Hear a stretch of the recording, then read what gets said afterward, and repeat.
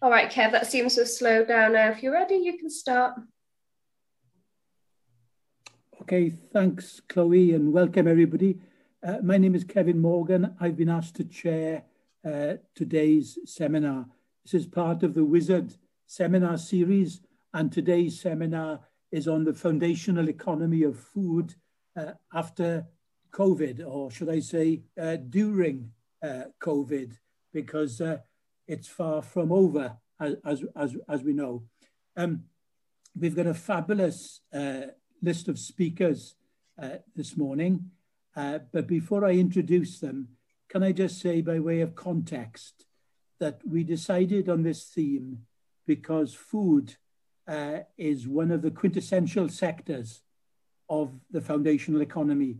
We didn't need a pandemic to remind us that food looms large in terms of meeting human need, and that's been underlined by the pandemic, as we all know. And the pandemic has triggered new ways of being, new ways of living, hopefully new ways of thinking and doing as well. And for example, we've seen a tragic explosion of food bank usage during the pandemic. We've seen new interest and demand for community-supported agriculture, which Bernd will speak about in a moment. We've seen very innovative forms of public provisioning of food. And that's one of the things that we'll be speaking about, and why we've focused on a very interesting foundational economy experiment going on in Wales today in Carmarthenshire, and why Carmarthenshire looms large in terms of our speaker profiles this morning. And we've also seen new roles for municipalities, supermarkets, and food service and distribution companies. All these new players are doing new things. And this is why we've formed this group of speakers this morning to try to capture some of these new ways of food provisioning.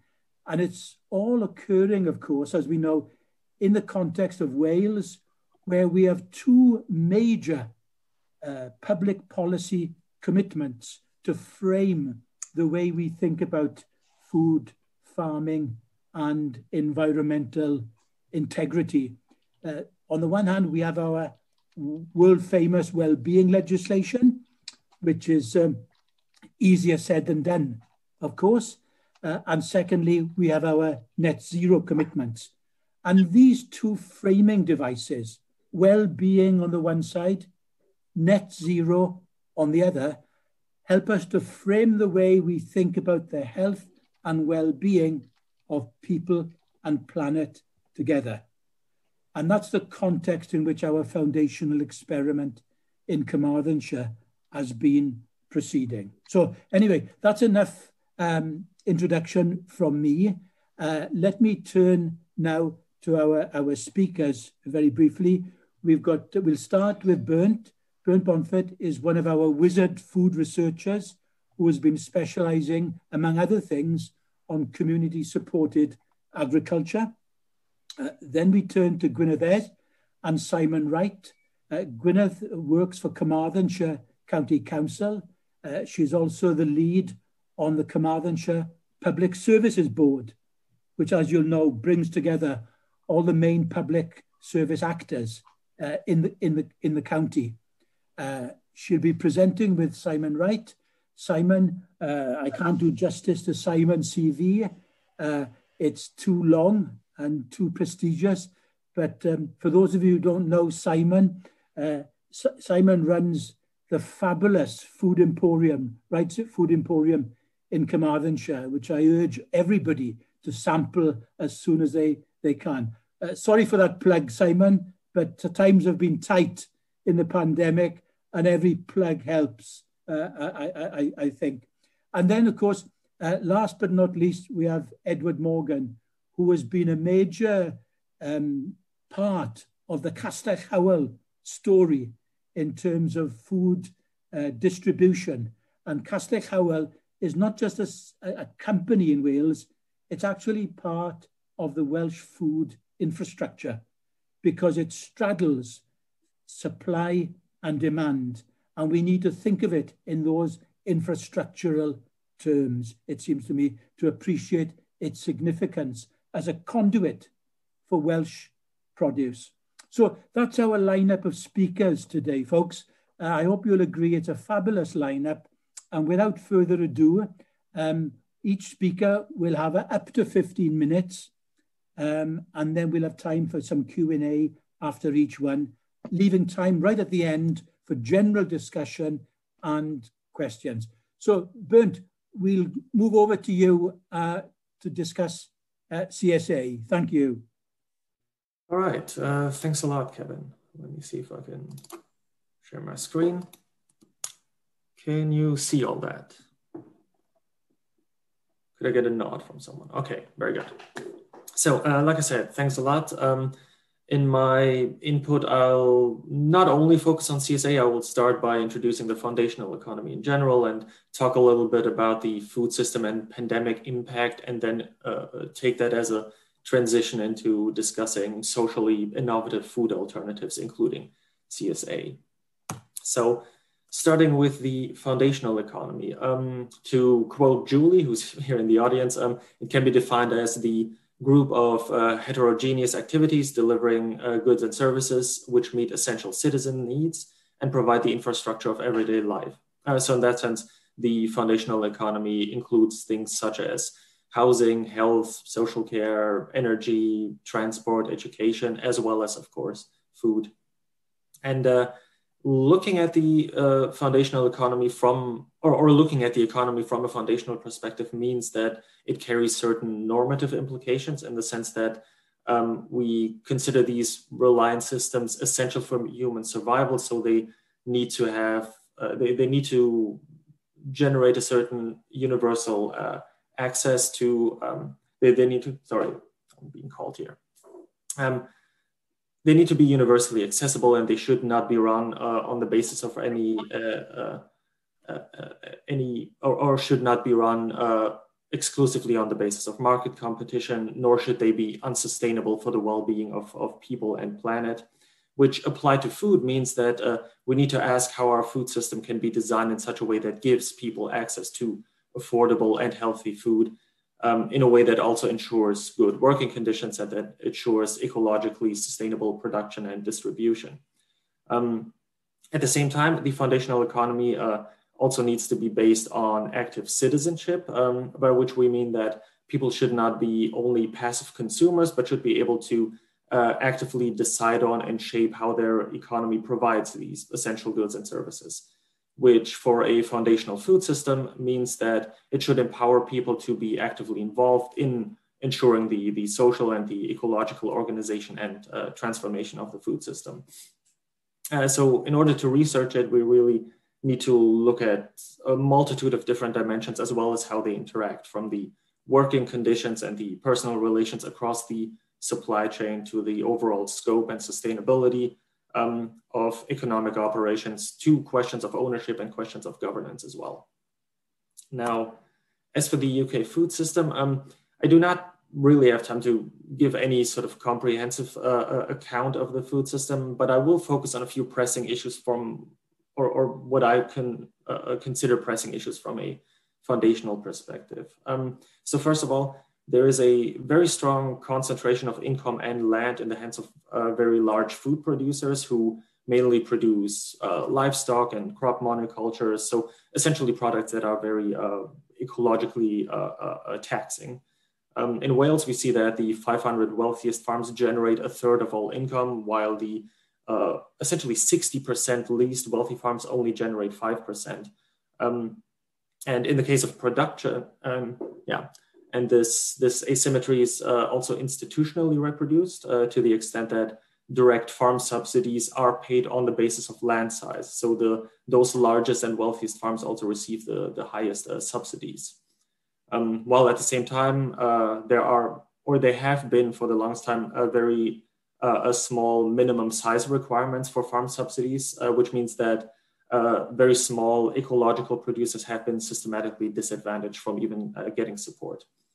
When we're looking at retail, we see that there is also a domination of the so-called big four British supermarket chains, as well as increasingly German discounters, who of course sell food relatively cheap and processed, and create a lot of waste down the supply chain. And obviously this is a problem because our food system is a major contributor to climate change and to environmental degradation. We can see here the figure on the UK scale, and obviously this only shows the immediate emissions in terms of soil and air and water, but of course there are also additional carbon emissions related to transport and storage and processing and waste, obviously, which actually raise these figures quite a bit higher. And then in Wales specifically is also very reliant on livestock production, which again is particularly impactful on the environment. Now, the pandemic has exposed the vulnerabilities of our supply chains in general, and also hit the food sector in particular, which Kevin already talked about a little. We can see this in the case of exports on the top left here, which decreased by up to 10% over the whole last year. We also see a major increase in food insecurity, which the percentage numbers that we see on the top right may not seem that high when you just look at them, but they do imply over 1 million additional people who were driven into food insecurity over the course of many months. And of course, the lockdown itself also had severe consequences for the hospitality sector, where we've seen 12% of restaurants and many other types of venues close. And then, of course, additionally, earlier this year, Brexit caused additional disruptions to trade, which might, again, not look that large when we compare it to other sectors, but it still encompasses around 60% of the overall trade volume that we've seen there. And these developments are very precarious, but they also present opportunities for working towards change at the very least.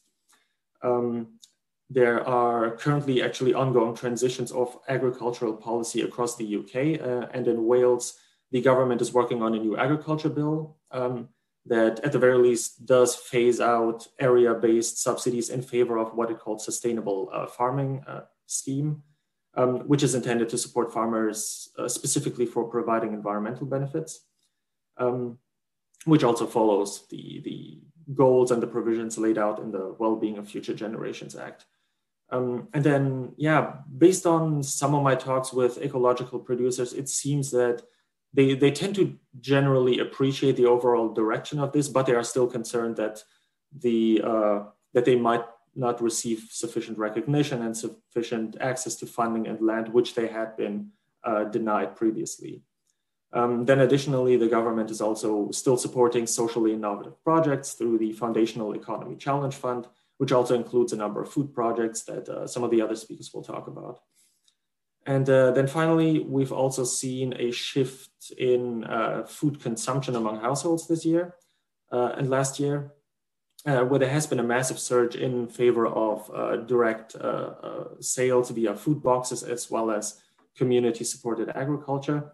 And some of this may be conjunctural, but there is clearly an ongoing demand for more resilient and more sustainable food alternatives that has been growing prior to the pandemic already. So that at the very least is encouraging from a foundational economy perspective, and also provides a good area for research. Now, in terms of looking at these all types of alternative food initiatives, when we study the food system from a foundational perspective, we tend to often look at these place-based innovations because of the ways in which they try to reorganize food production, food provision, and food governance in a way that is more socially equitable, more ecologically sustainable, and more democratic. And there are a wide variety of them, which I can sort of cover them a little bit here. First of all, there are farmers markets, there are box schemes, and there are community-supported agriculture, which sell food directly from farms to consumers, which can benefit small ecological producers. There are food hubs and community pantries, which organize food storage and distribution in a different way, and can sometimes also create spaces for social exchange and for solidarity. And of course, there are Whole Foods vendors and restaurants that source food from a local ecological suppliers specifically. And in fact, the Open Food Network here has or provides a very useful map in that regard that actually shows several thousand of these types of providers. There are also food policy councils and food partnerships, which are a bit different in the sense that they serve more as quasi-institutionalized platforms for other food stakeholders and for the public to come together and to discuss common challenges and try to develop alternative strategies for city governance, which can also revolve around, for instance, more ecological procurement. And here I should mention the Sustainable Food Places Initiative, which doesn't only map these types of partnerships, but actually awards them, and I think has actually awarded Cardiff a few weeks ago. Now, the main benefits of these types of initiatives is obviously their support for small-scale and ecological food production, and their contribution to stronger community relations, which can really help the local economy as a whole, as well as obviously their ecological benefits in terms of producing lower transport emissions, producing less waste, and often also directly contributing to the restoration of soil, of water, and of plant life. But on the flip side, many of these initiatives also carry the risk of remaining sort of stuck at the local level, or just generally are difficult to scale up. Some of them can be socially exclusive. So there are concerns to the extent of whether they're able to satisfy society's demand for food on a larger scale, especially also because the conditions for food production differ across territories. So in that sense, we can't necessarily expect food production to be entirely self-sustaining at the local or even at the regional level, which is why in my own research at Wizard, I tend to focus not on individual local operations, but on larger networks and how they collaborate and sort of try to help expand these alternatives across wider scales. Which finally brings me to my work on community-supported agriculture. First of all, what it means is a project that is based on a direct partnership between the farmer and the local consumer, where all agree to share the costs and products of the farm. Essentially, it's a very horizontal and in many cases entirely non-commercial way to organize food production and distribution as a community that also often involves participation in the farm work itself, which obviously is a very alternative approach to food production. So it's also relatively niche in an economic sense. We can see here that the scope of CSA in the UK is roughly 0.1% of the whole agriculture system. But at the same time, we can also see that output, turnover, and employment relative to land size just greatly surpasses the overall agriculture system in that sense. So that really underlines the benefits in terms of actually supporting small producers and in terms of being less taxing on the environment. And to overcome this problem of niche status and local isolation, CSAs have developed larger networks in many different countries, actually. And here in the UK, the CSA network has actually doubled in size over the past year, including because of this increasing demand due to COVID. And its declared goals are, first of all, to, quote, facilitate communication and cooperation between CSAs in the UK and support new and existing CSAs, which it primarily does by organizing different mentoring programs and publishing how-to guides for farmers. And then secondly, it aims to, quote, raise public awareness of CSA and encourage policymakers to recognize its benefits, which it does, for instance, by organizing public events, as well as now increasingly by engaging in policy consultations. So this type of work really shows that by engaging in mutual networking and collaboration, these types of place-based alternatives, including CSA, are really able to, on the one hand, scale out as an economic practice that can actually grow sort of horizontally across a territory by replication. And then secondly, they can also scale up institutionally as a civil society organization that can actually engage in policy work directly. Now, the long-term goal of maybe bringing CSA to every city in the country is still a bit optimistic, I would say, but more institutional support can certainly help the practice expand and consolidate. And even besides just material growth, there are opportunities for integrating CSA with other types of food initiatives. There are initiatives to involve it in sustainable food procurement. There are ways to connect it with other type of cooperative economies outside of the agriculture sector. And most of these things are being explored, but the efforts are still at an early stage. So we'll have to see how these can develop. And instead of really definitive conclusions, I will mainly reiterate some of the points I had.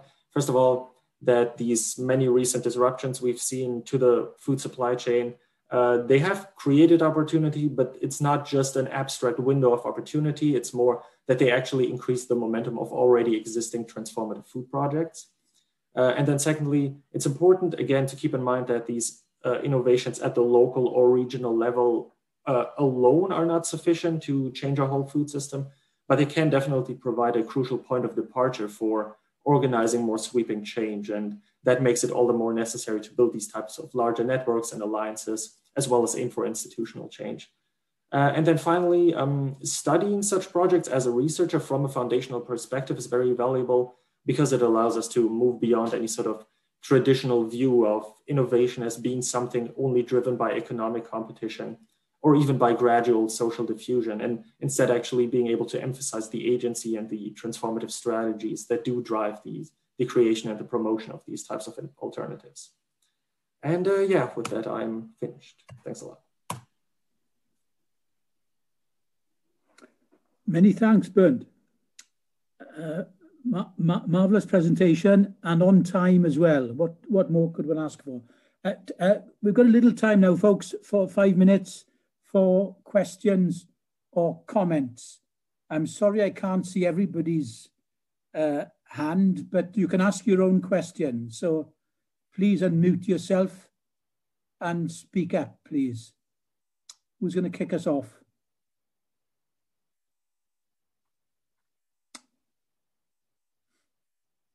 Somebody help me out here, please, and ask a question.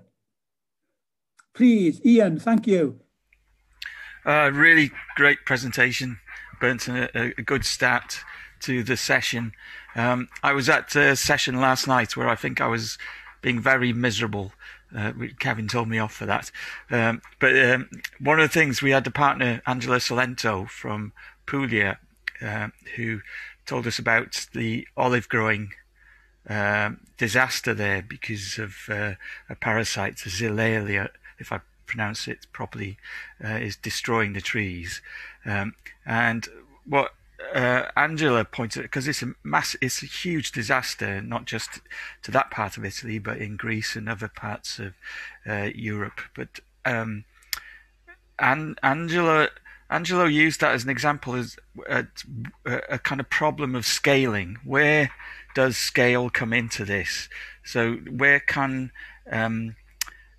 local governments, local communities and national governments come in, and the relationships between them to support agriculture to transform itself?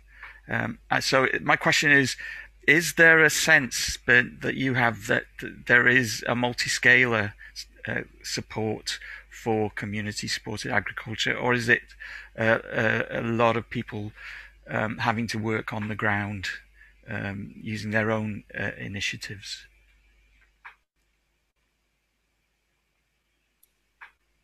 All right. Unless there's other questions, I'll try to answer. Well, first of all, there's not much in terms of institutional support. So when you say support, the question is more, okay, is there momentum, I suppose, within the CSA community to make that happen? And I think in that sense there is, because individual CSAs obviously work at the local level specifically, and that's where most of the engagement with actual communities happens. But the networks operate at the regional and the UK level, let's say. In Wales, there are efforts to sort of reignite a Welsh-specific network to actually work on region-specific collaboration. So that sort of multi-level perspective exists there. There's an international CSA network called Urgency, which I think also mainly connects CSAs and helps them get into exchange with each other. So I don't know to what extent that, for instance, really tries to go for policy change, but it certainly exists.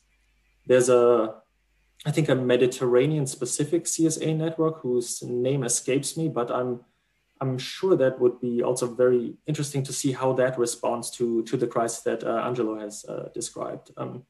So in that sense, yeah, this multi-level perspective certainly exists. The question is, I guess, how much momentum there can be there, and how much of it is bottom up, how much of it is more like representation. But yeah, the structures are there for it at the very least. Thank you. Another question from Mark. Mark, over to you. Thank you. Yeah, that was a really interesting presentation. I just had a couple of questions about, if you like, the extent to which the sorts of changes that you're describing that emerge from COVID are like, if you, to some extent, fixed. You know, how much is there actual evidence that habits have fundamentally changed, or might that recent sort of shift to more local sourcing, etc., really be slightly opportunistic, partly a reflection of disposable income changing for certain members of society, i.e. people working at universities, for example, but also because of the restrictions and sort of fear. And maybe this, you know, is there evidence to suggest that this is now going to persist, or might we just revert back to where we were? And then related to that is a question of, I was just wondering from your research, is there much evidence of the extent to which these sorts of networks are connected or disconnected from the major supply chains? Like, is there any moves towards, and I'm looking forward to the talk later on this, towards integrating with logistics firms, etc., to move, if you like, from the local to the regional? So I don't know if you can answer those questions, but those are the two sort of thoughts that I had in my head. Okay, the second question I can't really answer. I assume there are pilot projects for it, but I don't know that there's a major move towards that. But maybe if there are people from the community here in the call, maybe they can answer that. As for the first question, I think the thing about CSA is that it is often related to more long-term commitment. So in that sense, people engaging in that do tend to remain for a while, at the very least for an entire season. So in that sense, that's perhaps a bit less opportunistic, but there is definitely evidence that with the more commercial types of box schemes, that sort of thing may just be conjunctural, and that there are people are just trying to do it online as easily as possible and then get away from that. I was actually in a call with another researcher, Francesco Forno, yesterday, who did research specifically on online types of box schemes and direct distribution models in other countries, not the UK. And her concern was actually more not that people would get out of these types of services again, but that there could be a sort of concentration around commercial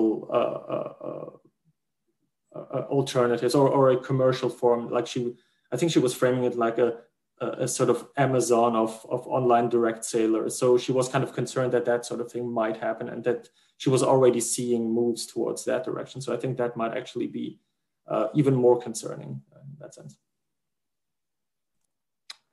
Yeah, I think Mark's question relates to a much wider issue as well, doesn't it? In the sense that there are debates all over the world about, you know, during a crisis, when we come to assess the changes, the significance of the changes, what to distinguish what is enduring and what is ephemeral is always hard to call during the crisis, whether we're talking about food, whether we're talking about hybrid working, where people want to live.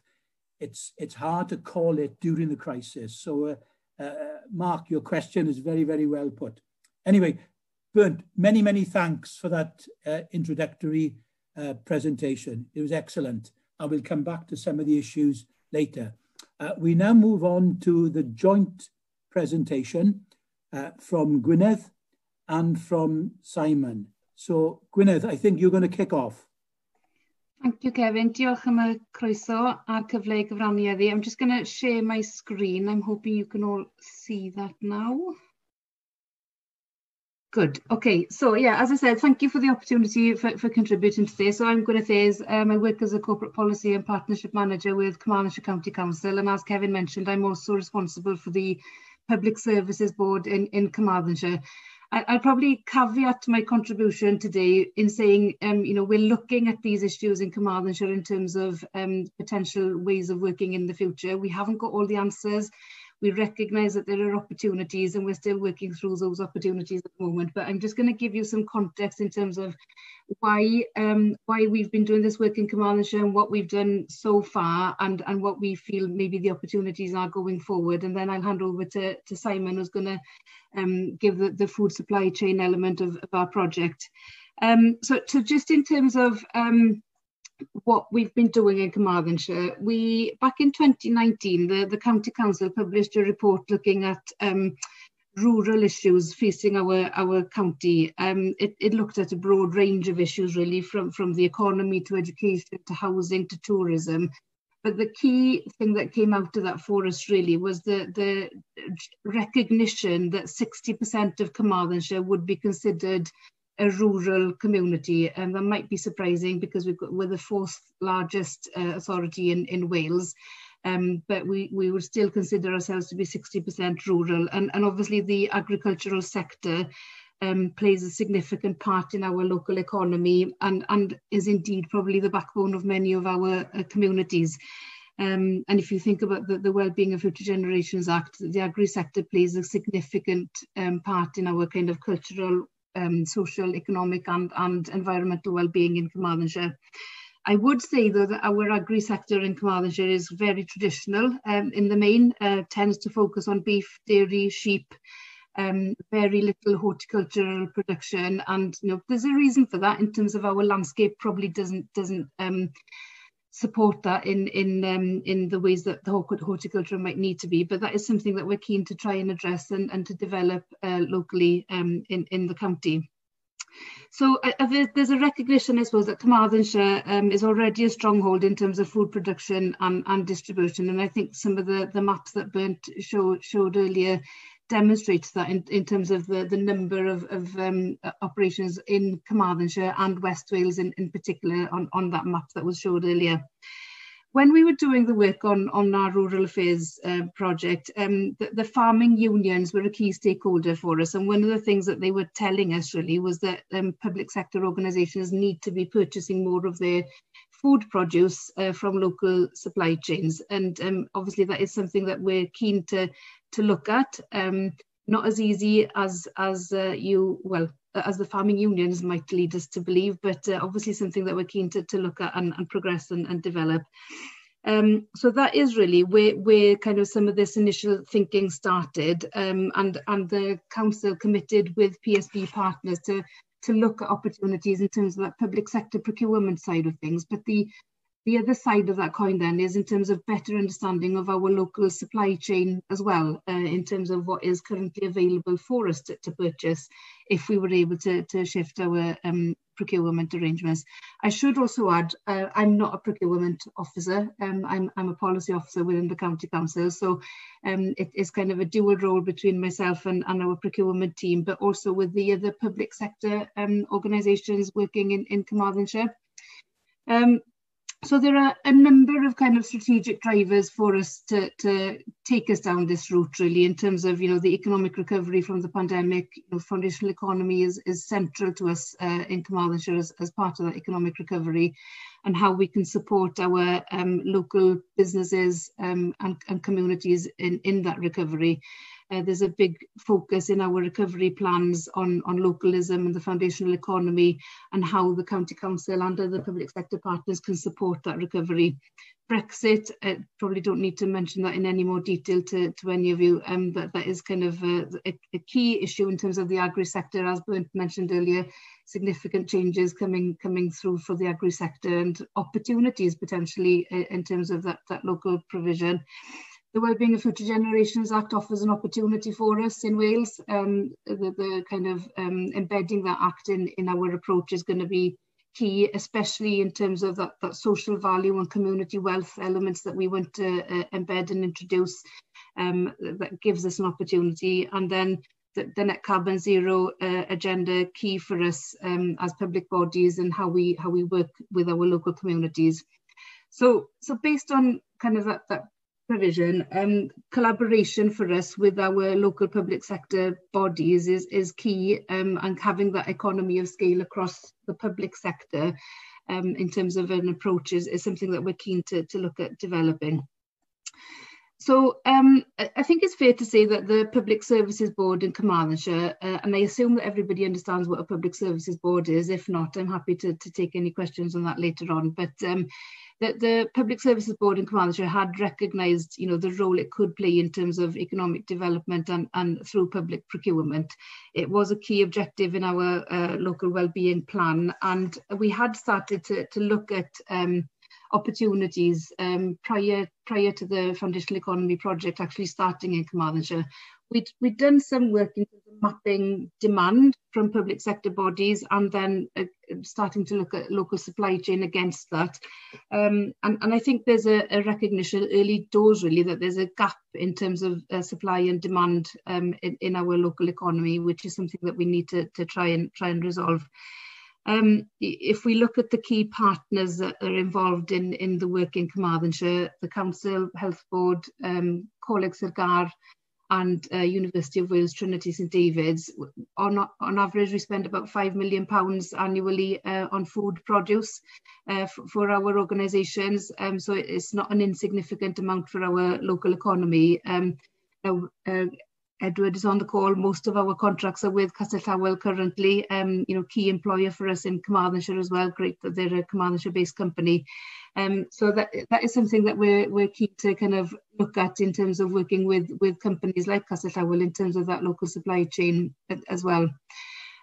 So there was an opportunity for us to bid in for Welsh Government Foundational Economy Challenge Fund funding. It was great timing for us as that opportunity came about.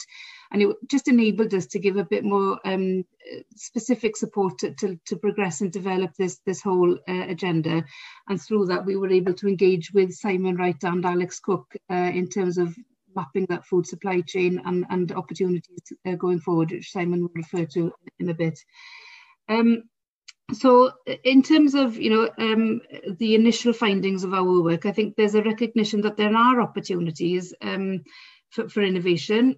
We don't have all the answers, and I don't say that we know exactly where we're going in terms of a next step with this, but I think there's a recognition that there are opportunities to do things differently, and we are keen to explore those further as a basis of what we've already done. So that will be where we kind of go next, but that opportunity for innovation through collaboration with our public sector partners, with community groups, and I noticed that Gary from Social Farms and Gardens is on the call as well.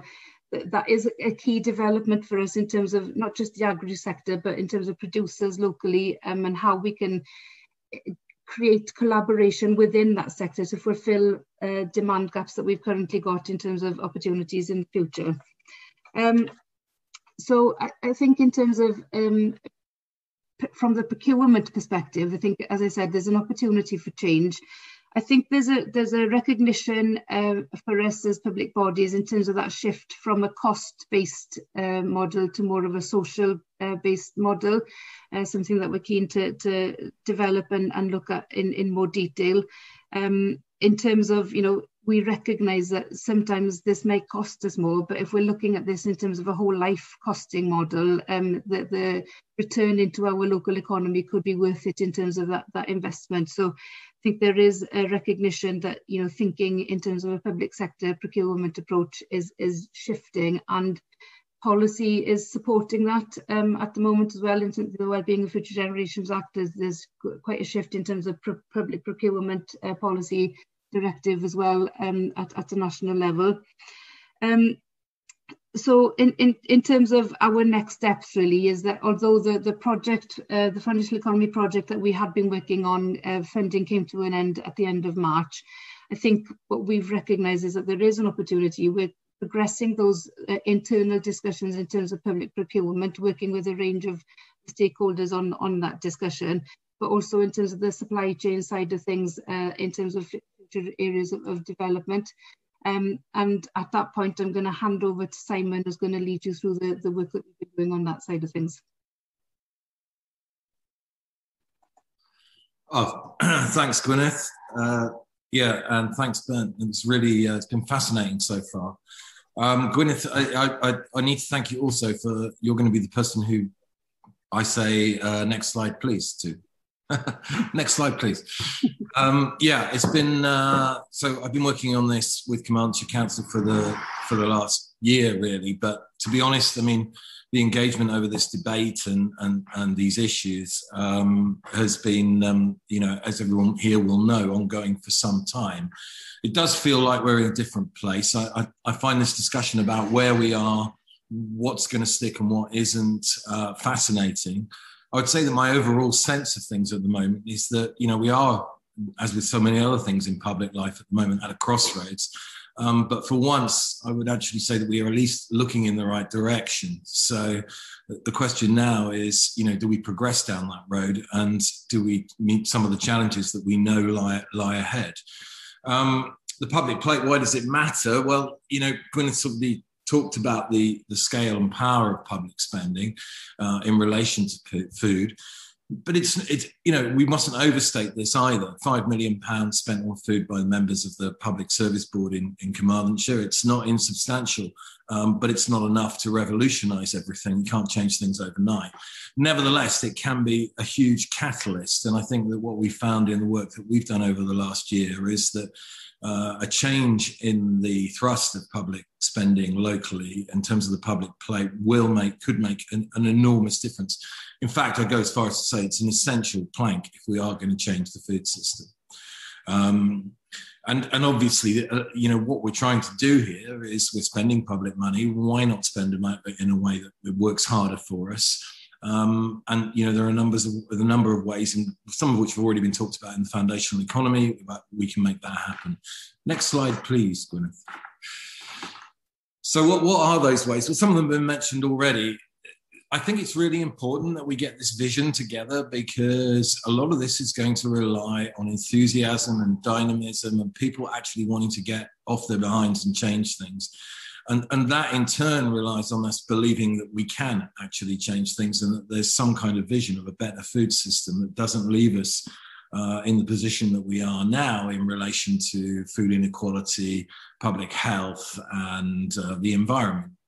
In terms of the foundational economy, well, of course, there's the spend within the community and the contribution that can make to the revival of the rural economy. I think it's important to say here, this isn't just about the spend on primary agriculture. We don't retain much of that value at all within the county, and we don't do that much within the region or within Wales either. So we have very little secondary food production, and so the value is often taken out of the local area and even out of Wales, and most of it is realised outside, so with obvious implications for the economy. Obviously, we're a dairy county, but we don't make an awful lot of cheese, butter, yogurt, etc. within the county. So those opportunities also exist, you know, in terms of what that can bring in terms of employment and retaining value. There's also a case of public underpinning private here. Said that, you know, the public sector on its own can't revolutionise. You know, it doesn't have the spending power to completely revolutionize things, but it can underpin things that will make it easier for the private routes to market as well. And I'll say a little bit more about that in a moment. On environment, obviously, we're trying to, you know, the council itself has declared a climate emergency. We know what the Welsh government wider policies are and UK government policies on all these things. And we know the impact that agriculture has. So the Welsh government at the moment is still looking at changing what will replace single farm payments. And those things we know will be related in some way to environmental outcomes. Well, in a similar way, that can be driven by public money as well on the public plate, because if we have those requirements for the things that we put on the public plate, then it underpins the transition to more sustainable farming. I think underwriting the risk of more sustainable farming, regenerative farming, is one of the biggest issues that we have. How do we create a situation in which there is financial security for those people, for farms going forward, but in particular for them to take risks, to make changes, the kind of changes that we're looking for in terms of our overall goals as citizens in terms of the environment. Health, clearly, again, massive impact, improving the quality and nutrition on the public plate. I mean, some of you will have seen the King's Fund report that came out, I think, earlier this week about inequality in food. Kevin mentioned it at the start. It saddens me in many ways that we can't sometimes seem to get the purchase with the importance of food that we should do, rather like housing in some respects. It couldn't be more fundamental and more foundational. And yet we seem to sometimes just, because it's spread across, because of the very nature of its wide-ranging impact, it affects everything. And in turn, most things we do affect the food that we eat. It sometimes almost falls between the cracks. And I and a number of others have been kind of arguing.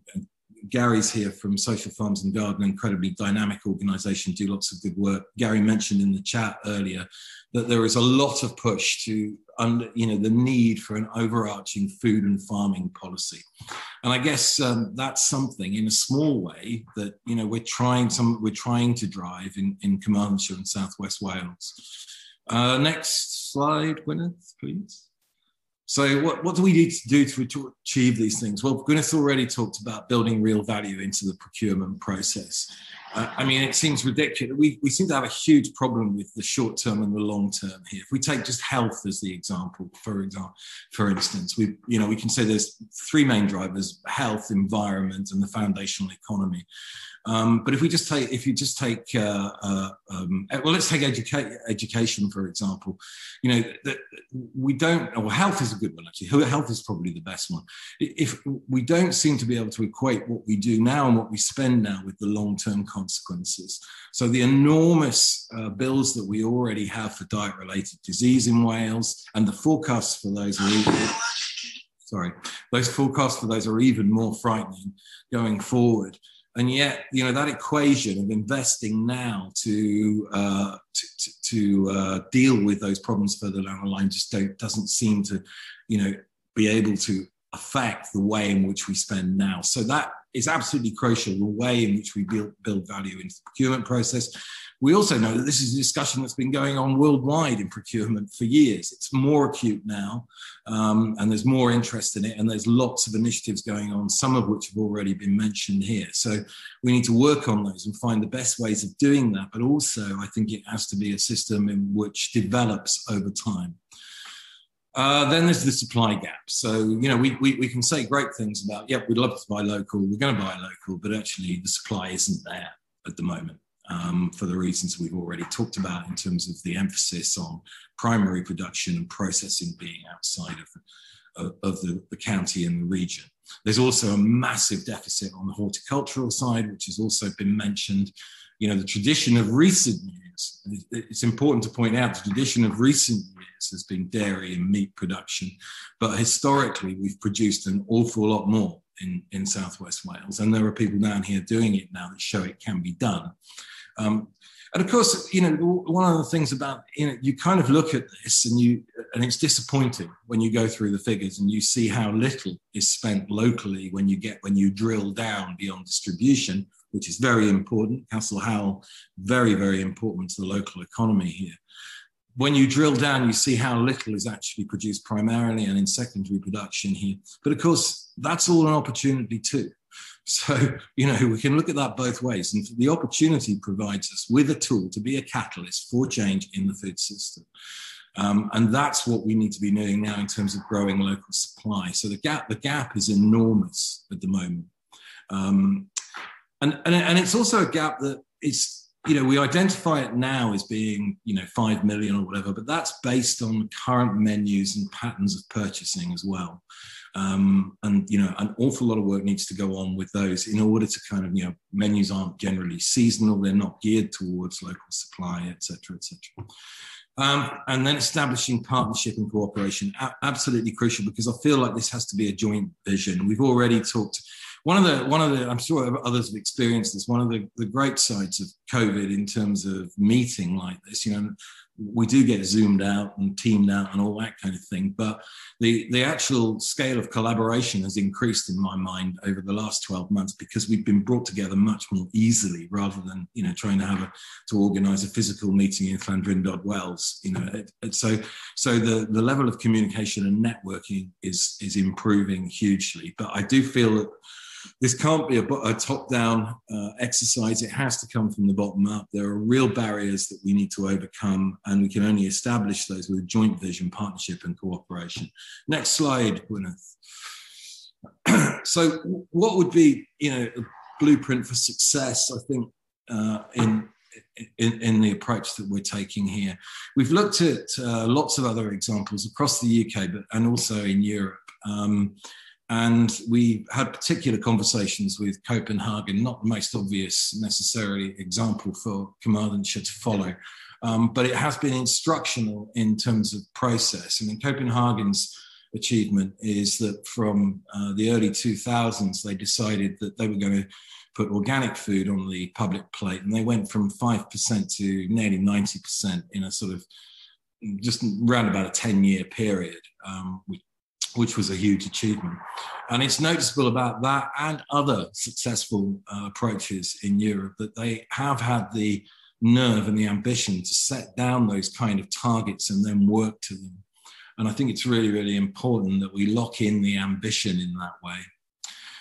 Those targets need to be realistic, and they need to incentivize the local supply side to grow to meet the demand commitments, increased demand commitments from the public sector. And I think, you know, again, that needs a lot of work and careful planning, because whilst we, as we've already seen, we can't just flick a switch and go local tomorrow, we can improve the nutritional value and the provenance of what's on the plate right now. So there's an awful lot we can do early on. So targets have to reflect the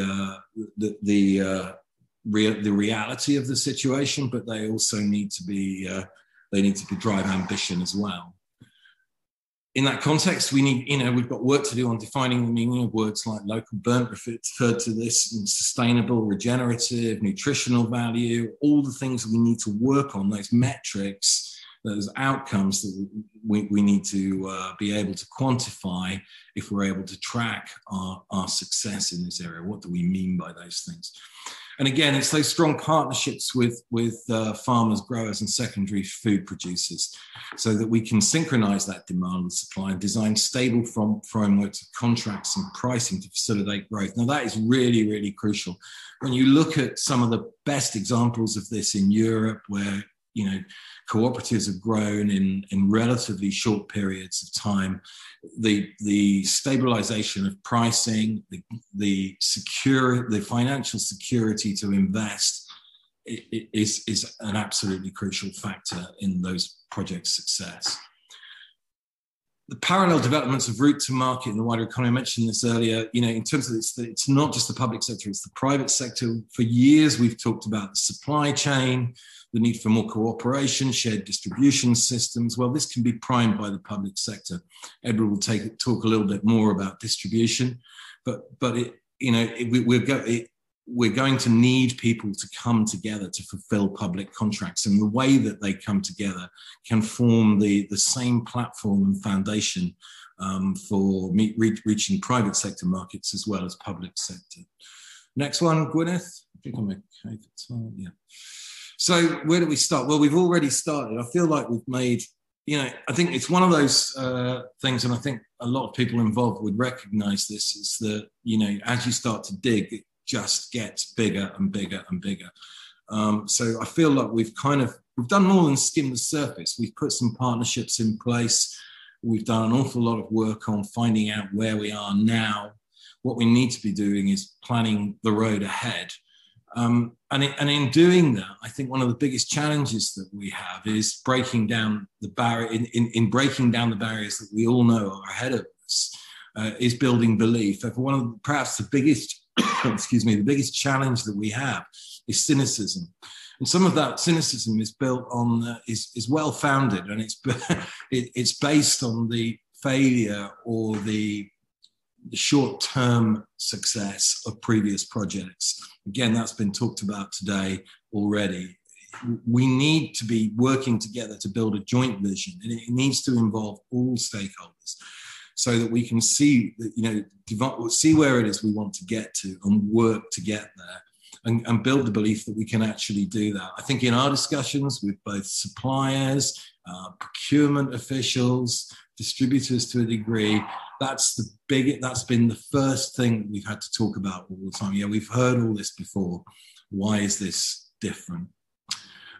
We want to do some pilot projects. But I think, again, in that context, it's important that we have pilot projects that go somewhere and they inform the process. We need pilot projects that are taking place whilst we investigate wider policy initiatives and inform wider policy initiatives. Stuff that happens in isolation, that makes headlines, and some good newspaper columns and lovely pictures of kids growing food in school, etc., wonderful initiatives that go on across Wales. But we need those to be not the exception. We need them to be the rule, and we need them to be collaborative. And I think that's another thing that I need to emphasise here is the amount of good work that is going on across Wales. But sometimes, the ability to coordinate those projects, avoid duplication, learn from each other, we need to be much, much better at that. And as I said, I think that has started to happen in the past year. And yeah, finally, it's a cliche, but this is a moonshot. And I think what we're trying to do in Carmarthenshire, it reflects, if we're going to make a success of it, it has to be comprehensive. We have to look at all policy areas. It's something, again, Gary mentioned this, that a lot of people have been calling for in Wales, which is an overarching food and farming policy. If you look at education, for example, that the elements just within education that relate to food are enormous. Not just the financial benefit of putting food on the local plate, but of kids having better health outcomes because of better nutrition, establishing better eating habits for their life, learning to cook. If that was on the curriculum, for example, that's that provides people with a resilience that they don't have now. One of the reasons that the poorest people in our communities are eating the worst food is because they don't have the skills to be able to have an alternative to buying the cheapest processed foods. Food on the curriculum in terms of where it comes from, educates people about the environment, etc., etc. That's just one part of education. When we look at across the whole of the public service and what we provide, food's at the centre of everything, in my view. And I think, sorry, that's slightly rambling. That's, I'm not an academic. I'm occasionally a journalist, and it's very journalistic in style. But that's where I think we are right now. And I'll be happy to answer any questions, and I'm sure Gwyneth will too. Simon, many, many thanks to you and Gwyneth for two excellent presentations. We've been focusing on Carmarthenshire, just for everyone to be clear, because the foundational experiment on food in Carmarthenshire has been one of the most compelling that I know of in Wales, and that's for two reasons at least. Number one, we've seen genuinely high-level commitment in Carmarthenshire from the County Council and from the PSB on the one hand, but secondly, and maybe this is the most distinctive and compelling feature of it, Carmarthenshire has genuinely tried to calibrate demand and supply, rather than a small silo-based experiment in procurement. It's genuinely tried to engage with demand side and with supply side. And Simon is a highly trusted ambassador of small producers in Carmarthenshire, and Gwyneth is right across the debate on public procurement in the PSB and in the County Council. So anyway, without further ado, we've had two great presentations. We've got now time for a few questions, and I see that Julie Froud is first off the mark. Over to you, Julie. Thanks, Kevin. I hope you can hear me. So thanks very much to Gwyneth and Simon for the presentation, which I think was both very interesting, and also you succeeded in being encouraging, which is sometimes a little difficult. So it was really nice to hear something that was so thoughtful. And I thought it was very nice to hear some of these themes around coordination and learning coming up. I think that's very much chimes with a lot of the other work we're doing on the foundational economy. These are two really important things. I had a specific question, which is about, if we're thinking about procurement, about what do you think is the balance between the direct benefits of local procurement and the more strategic or kind of overspill benefits that you might get through doing some of the things that you were mentioning, kind of priming supply chains and things? Because obviously if we look at the numbers, public procurement, sounds like big money, but it's around 90 million in Wales on food, whereas it's almost 3 billion being spent in supermarkets and almost 3 billion in hospitality. So it's both big but also quite small in the grand scheme of things. So what's the balance between that kind of getting that direct benefit and the more strategic kind of indirect benefit through procurement? Gwyneth, do you want to take that, or should I? Yeah, I can start, and you could feel free to chip in. I think, as Simon mentioned, I think it sets a baseline in terms of giving assurance to probably local providers in terms of there's a big need in terms of development. The public sector can probably encourage some of that development and innovation for the local private and community sectors to kind of branch out into areas that they haven't done previously. But you're quite right, we can't sustain that whole sector just through the public sector. So I think what it does is offer some assurance and an opportunity for further development. Now, obviously, local procurement in public sector terms is a bit of a no-no, which is why we're having to probably look at kind of using the Wellbeing of Future Generations Act and that social value and that climate and environmental elements to look at that shift. So yeah, that would be how I see it kind of shaping that development. Yeah, I think that's I think that's absolutely right, and I think that it is a question of periods of transition. I think this is an interesting learning from Copenhagen as well. I mean, most of the things that we're going to come up against, they came up against, and it's always interesting to learn how they overcame them. It's not going to happen overnight. But when you look at horticulture, for example, I mean, we buy virtually nothing locally at the moment for the public plate, and there isn't that much out there to buy. There are some examples.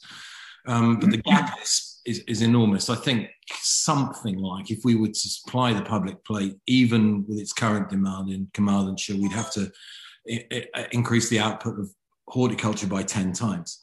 So in a sense, that shows how much we can drive. But we also need to think about where the demand might lie going forward and how we're affecting that. If we are putting local food on the public plate, particularly in education, people's tastes change, their values change, what they're looking for in their food change. So it's a big intervention in that respect. And as I've confessed already, I'm not an academic, but what we need to look at is how that pace of transition would work and how we align those two things. I know there is academic data to go on that. We know that diets do change if kids learn to cook, for instance. So we can't look at this in isolation. And I know Gary's another, Gary Mitchell is here. Gary, as part of Food Policy Alliance Cymru, we've been pressing this with Welsh Government a lot. We do need, for that reason, you need an overarching food and farming policy. If we have one, what we can achieve is enormous, in my view.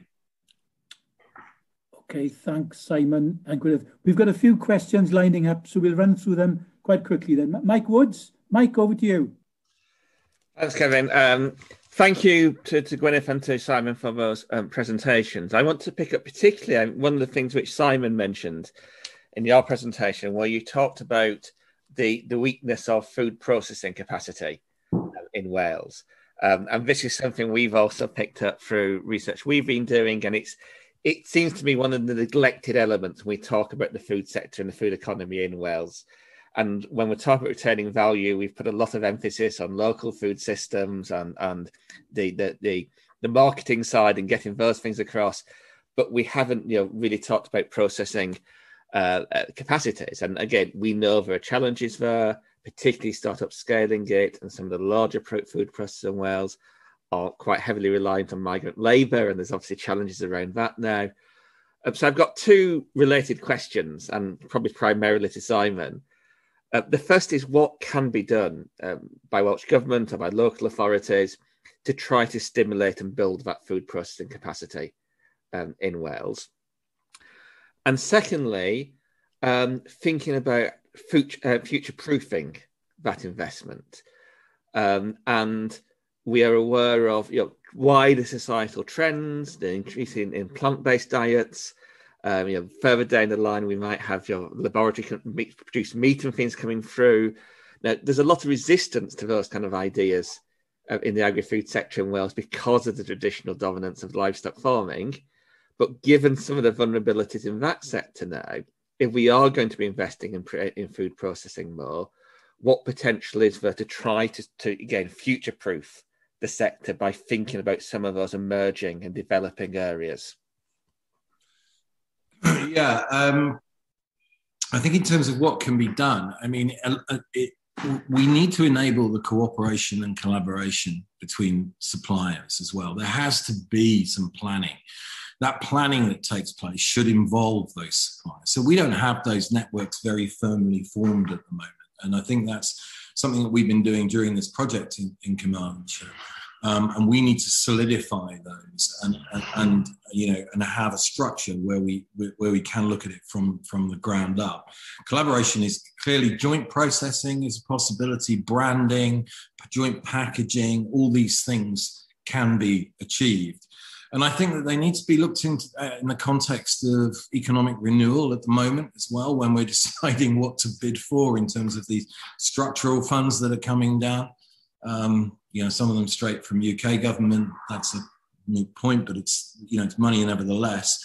Because if we're careful about this, we can in the same kind of venues, the same kind of places, we can be training people, we can be providing opportunities for new businesses, we can be providing opportunities for collaboration. And I think that's the kind of approach that it needs. And I think that's linked to the second part of the question, which is a good understanding of where we're going in reality and facing up to it. That's not to say that we abandon huge parts of Welsh farming. One of the worries I have about the approach at the moment, and I'm not necessarily blaming Welsh Government for this. I understand that, there are massive resources issues with doing this, but it's not good enough, in my view, to say to farmers, you're going to have to do this.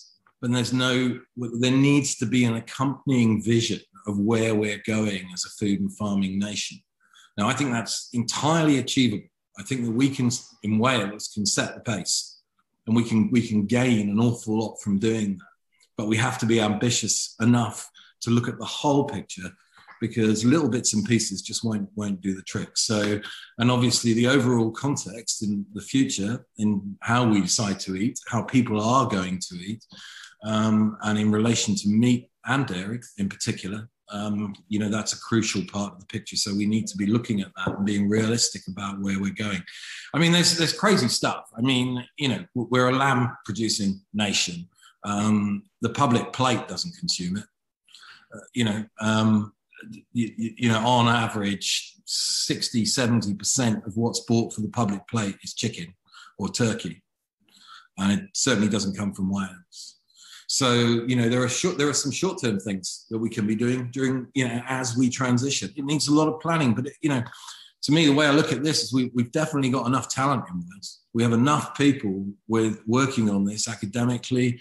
In Southwest Wales, we have a lot of intellectual capital from people who came down here largely during the 70s, started farming in agroecological ways, in fact, have been some of the most important people in terms of the organic movement, for example. So we have a lot to work with in that respect. I hope that answers a bit of the question. Sorry. Gwyneth, did you have anything to add? I was just going to say, really, in terms of the role of local authorities and Welsh Government in supporting the development of that infrastructure for food processing as well. We have a key role in terms of supporting that development. We know from our work, really, that we have a number of kind of smaller units that could support food processing, but as companies develop and grow, that we have a shortage of kind of medium and large size units for companies to grow into. So that is certainly something that's on our radar in terms of development opportunities for our local economy, but more specifically for our local producers. We have another question from Sally Power. Sally. Oh, yeah, thanks very much. I've really enjoyed the presentations. I'm not an expert in this, and it's really nice to hear about how holistic you're planning supply and demand, but what I'm not hearing is about outlets. So if I stood in Carmarthen town, I couldn't buy local produce unless I went to the market, and not many of those are food stalls. I'd have to go to supermarkets. So it seems to me that actually, and it could be part of revitalising the high street, which, as we all know in Carmarthen, with the closure of Debenhams, is in a pretty dire strait. So it seems to me we need not just supply, production, demand, but there has to be something surely about where people can buy it if they don't have a car. Sally's absolutely right. And again, that's probably, I've been remiss at not talking about that, but that routes to market in that respect are really, really crucial. Again, I think, this is where the public plate can help, because, we're putting in place already the forums to talk about how this can best happen, but it can also underpin some of the investment in terms of what that collaboration needs. And then in terms of routes to market, well, I think there are a whole load of possibilities as we move further down the line. There is a supply issue with this as well. A few years ago, I was out in Vermont, and you go to the capital of Vermont, Burlington, that's it. And they've now got 2 cooperative supermarkets there that are based on local produce and are run by local suppliers. These are not places where only the middle classes go in. These places are used by everybody. They're also zero waste shops, etc., etc. At the moment, the issue that we would have establishing something like that might be the quantity of supply that we could bring in. How much could you make available for how many people? So that there are issues around that almost the same as the public plate. But I agree entirely, and I think the opportunities that will arise when we're looking at revitalising town centres, etc., are enormous. Again, councils, local authorities, government can help with that. They own a lot of property. In the same way that they can help with access to land.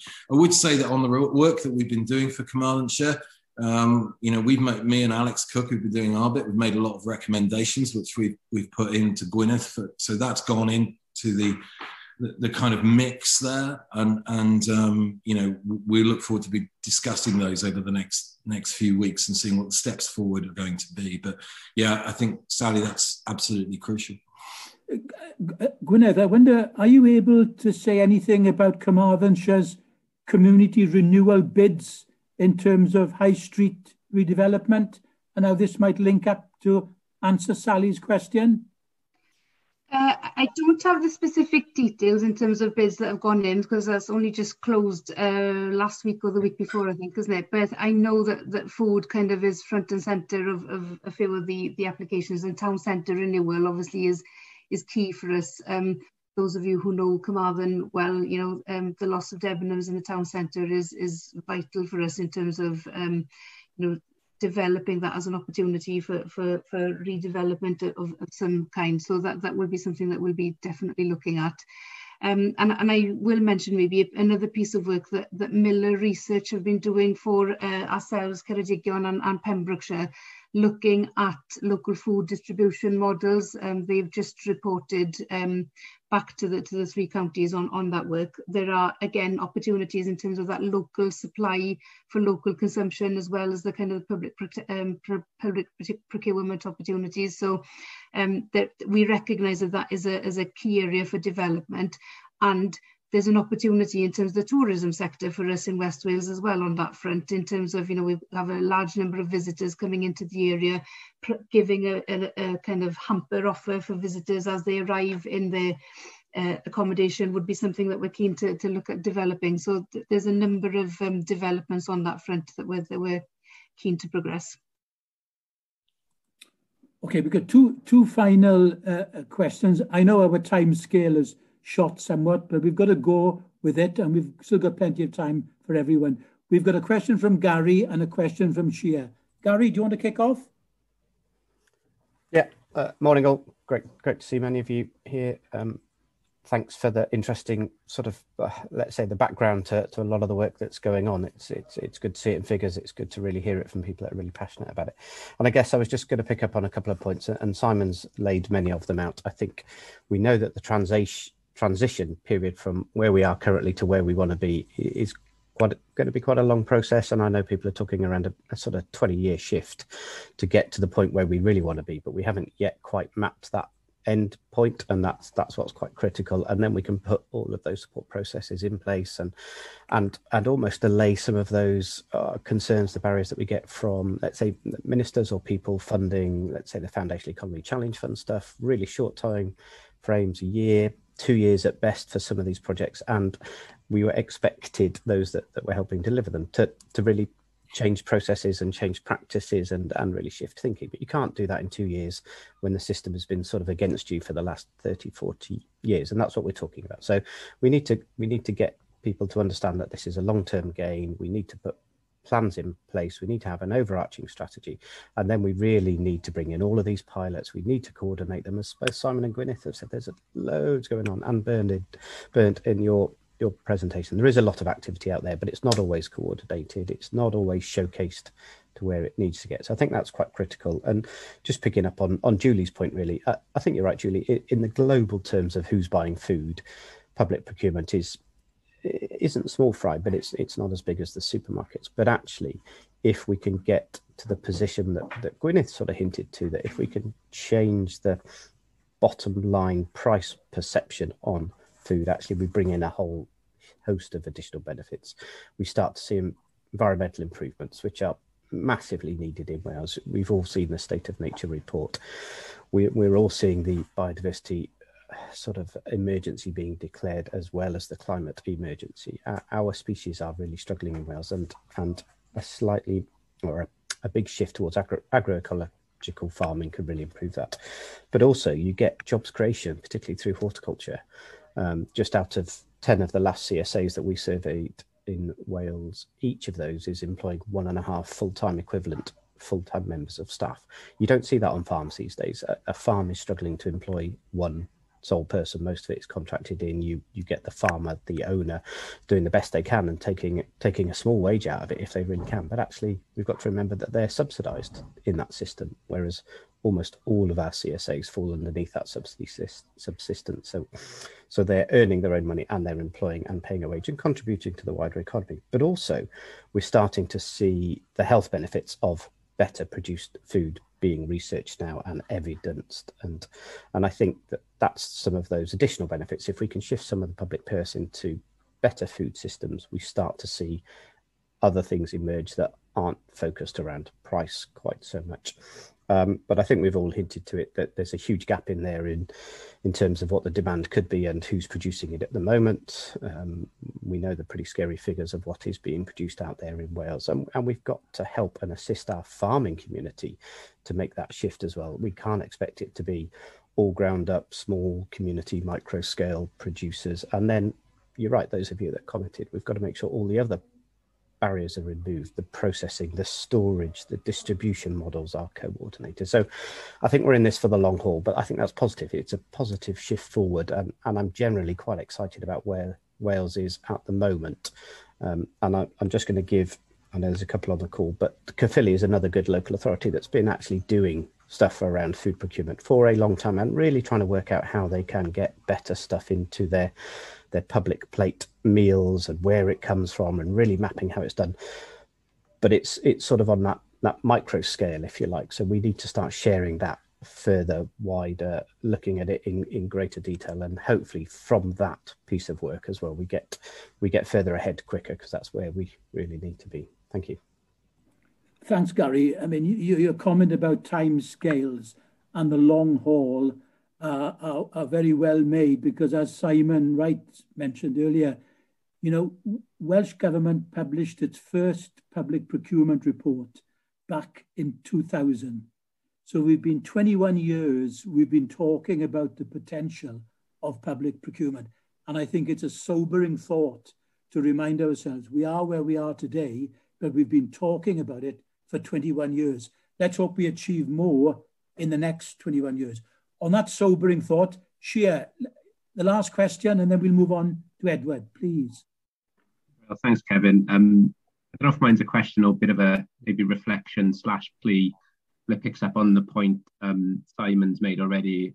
I think Gary made it as well, not as Reese in the chat, and we discuss it often in the Food Policy Alliance, this need for this overarching vision, this long-term vision that we can set processes in place in working towards. And I think part of my plea is, you know, you've got this crucial development at the moment, this mechanism, the Sustainable Farming Scheme, which is the design of it has been set through the Agriculture Bill. And that's basically going to be set in stone, a lot of kind of metrics and outcomes for how you measure different outcomes in terms of production and other processes. And that's extremely detailed from what I've seen behind the scenes. So measuring things like water quality, soil health, and other measurements.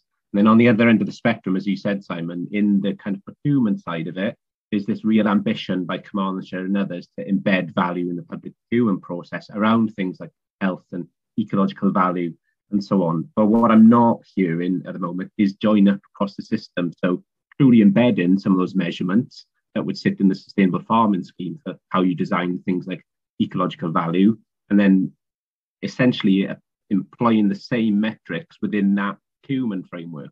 So you've got join-ups, you've got incentives for farmers to obviously deliver certain standards under that scheme, but then if they did that, then they'd have value and they'd be rewarded through the public procurement process as well. I think unless those things are joined up, there's massive risk around public bodies and measuring different things in the process. So I think we all need to just be on the same page for what we're measuring, how we're defining things, and then everyone can work towards consistent standards for accreditation, for how we market products and so on. And with a lack of a commitment to an overarching food and farming policy from Welsh Government, we're left with a community food strategy, which I think is where they're pinning a lot of their hopes around this type of agenda. So I just wonder whether, you know, how much we go to town on that strategy, or how much we kind of keep pushing the kind of the wider message. And I'm in two minds about it at the moment. I've got a meeting with Leslie Griffiths and Judy James tomorrow, so I'm going to highlight these things at least to raise the profile of what some of our concerns are. But I just think there's a real opportunity at the moment, given that Sustainable Farming Scheme, given the direction of travel. But yeah, just building on what you said, really. Sure, thanks. We'll come back to that after we've heard from Edward, if you don't mind. But Edward, without further ado, over to you. Diolch yn fawr, Kevin. Bore da, pawb. I'm just going to share my screen here, so you'll bear with me for a second, please. Right. Can you all see that? Can you see that, Kevin? Yep. I've successfully shared my screen. That's fantastic. Well, thank you for the introduction earlier, Kevin, and it's a real pleasure and an honour to be here today as the last of the three musketeers from Carmarthenshire to speak. And I guess one of the benefits of being last is I can refer to the previous presentations and the questions. Now, the challenge for me really now is to try and weave that into my slides, which have been pre-prepared. But I will be going off on a few tangents against what I prepared a little bit earlier. Okay, and Kevin, you might have to rein me in time-wise because I've got so many notes here from what I've scribbled down earlier. I think it was overshooting the moon. Somebody mentioned earlier, I think I'm going to comfortably overshoot the time allocation. Right, first and foremost, let's be kind of pragmatic here. In the past 20 years, the food and drink sector in Wales has been a success. I haven't got any figures to support this on me now, but if you have a look at the Food and Drink Industry Board website, you can see that the targets set in 2014 or 2015 for growth by 2020 of manufacturing, the whole supply chain in Wales, have been achieved. So there are good things happening. Conversely, we're still having the same type of conversation. And Simon alluded to this earlier. And I'd kind of put it out there. And a definition I haven't quite got my head around, and perhaps somebody could help me here on the call, is on the presentation. What do we mean by local? What do we mean by regional? And that's something that I think we really need to define here. And I'll perhaps expand a little bit more as I go through the presentation. Right, I'm just going to try.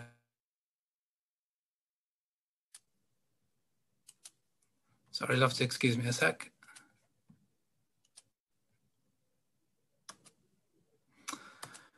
Right, well, here we are. Thank you for mentioning Castell a few times a little bit earlier. I guess I probably don't need to introduce ourselves too much. I recognise some faces and some names in the list earlier. But essentially, we've been around for quite a few years. We're based down here in Cross Sands with satellite depots in Porthmadog, Chirk, Avonmouth, which is in England, of course, Merthyr Tydfil, and down in Carmarthen. Essentially, we're wholesalers and distributors and manufacturers to the food service and hospitality sector.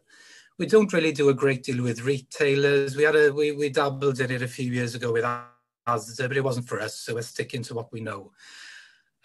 Among our customers, we've got schools and local authorities. There's 18 local authorities, including, of course, our home authority, Carmarthenshire, and we get on really well with the council here in Carmarthen.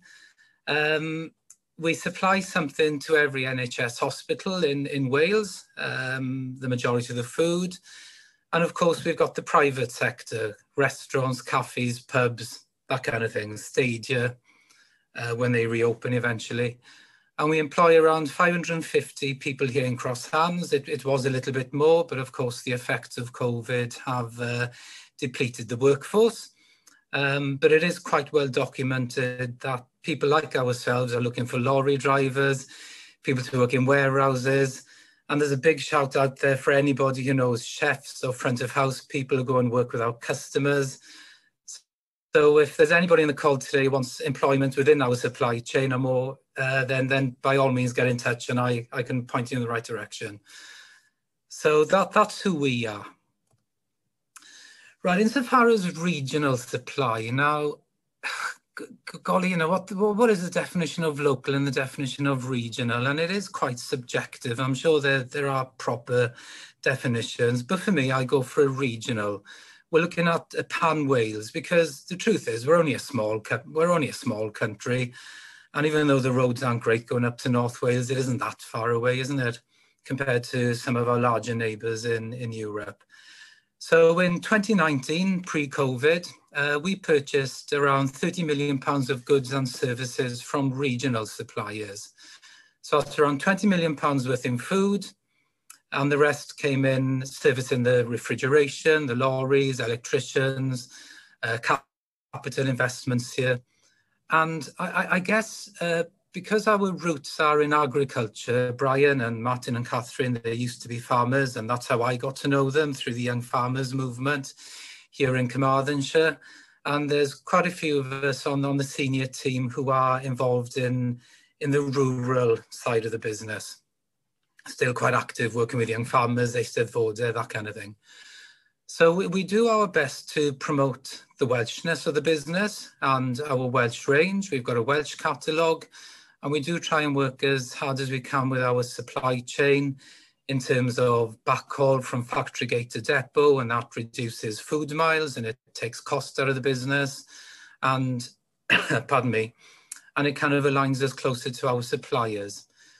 Now, well, one thing that I have to stress here in the context of supplying the public sector or the private sector is food safety accreditation.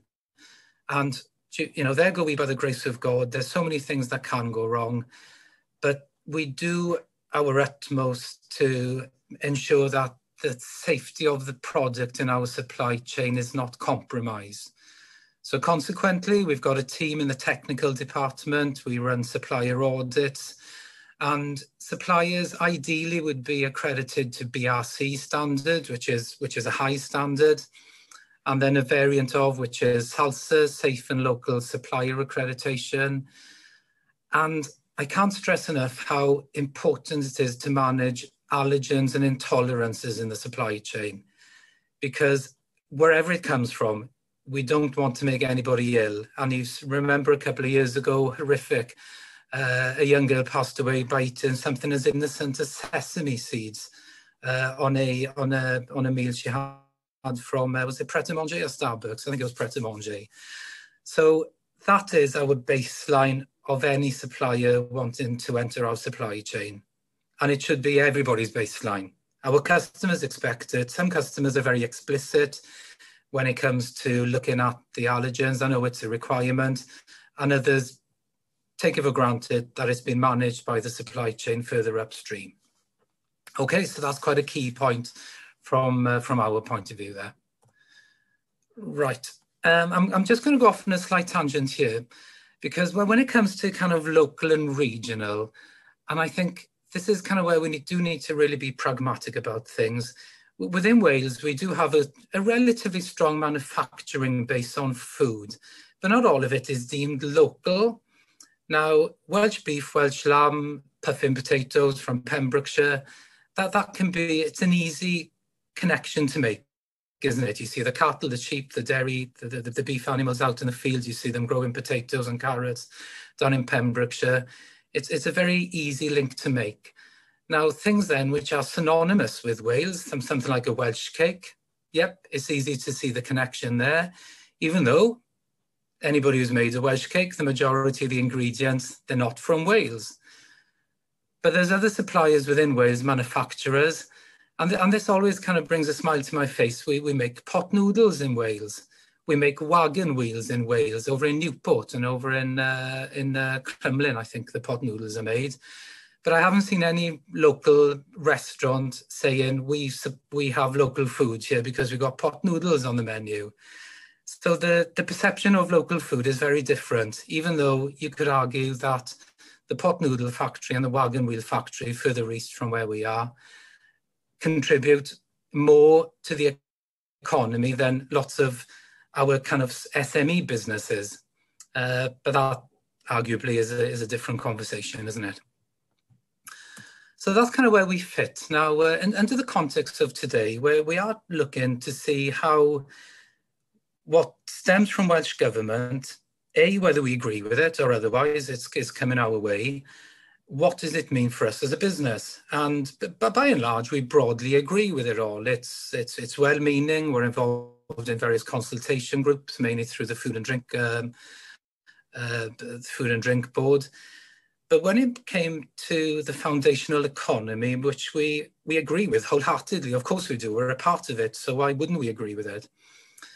And it kind of stems then from the Wellbeing of Future Generations Act, which I think Kevin mentioned earlier is quite a difficult one to get into practice through the Public Service Board that Gwynedd leads in Carmarthenshire, she's a part of. And then stemming down then from the foundational, the economic plan.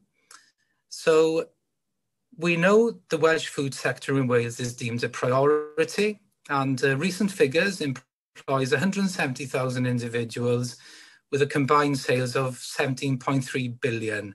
It's a big figure, isn't it? And it's grown from, I think, was it something like 14 or 15 billion in 2015? Correct me if I'm wrong, but it's grown, and that's a good thing. So there's lots of good things happening here. And kind of on our doorstep here in Crosshands, we're based in the food park. It depends on seasonal fluctuations. There's around 1,800 people employed within half a mile of where I'm sitting here today. So it's very important, especially for the economy of places like Crosshands here in Carmarthenshire.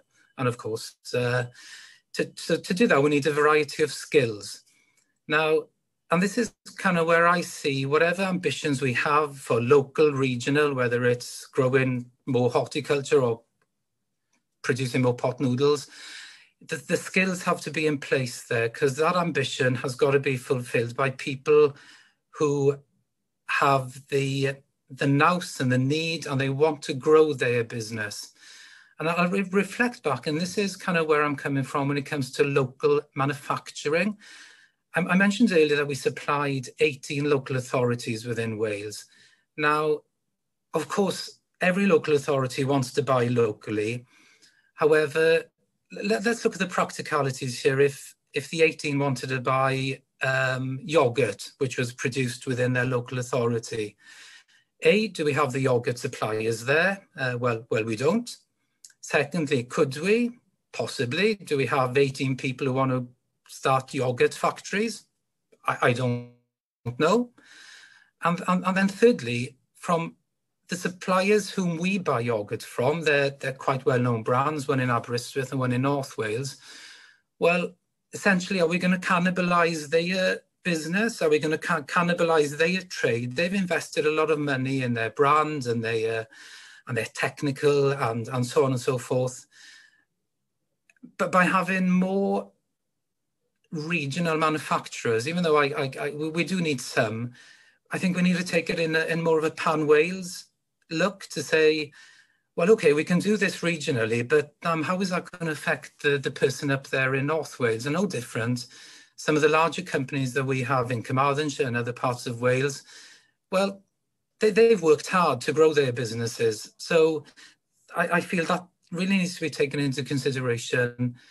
How local or how regional do we want to be?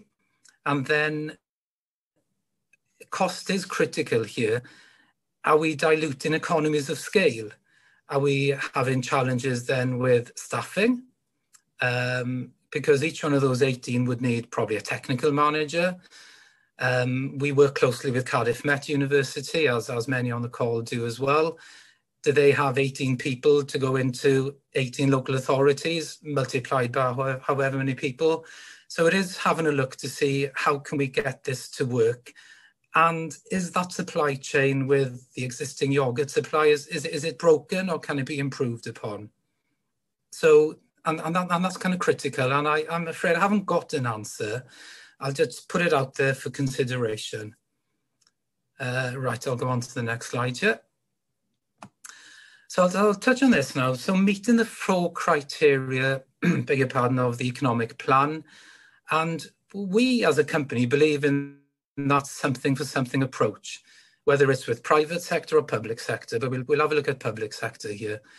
They're giving us some business and in return, we're selling a bit of food, and that's keeping us in work. You know, it's keeping me in a job and it's paying for my mortgage and things. So it's kind of working okay for myself and my colleagues here. And that's the way it is. But the something for something approach then, we're looking at growth potential, which I'll touch upon in the next slide, fair work, promotion of health, including an emphasis on mental health, skills and learning in the workplace, and a progress in reducing the carbon footprint. Now, this is gathering momentum, but it's being bundled up and packaged, rightly so, as social value and the national TOMs.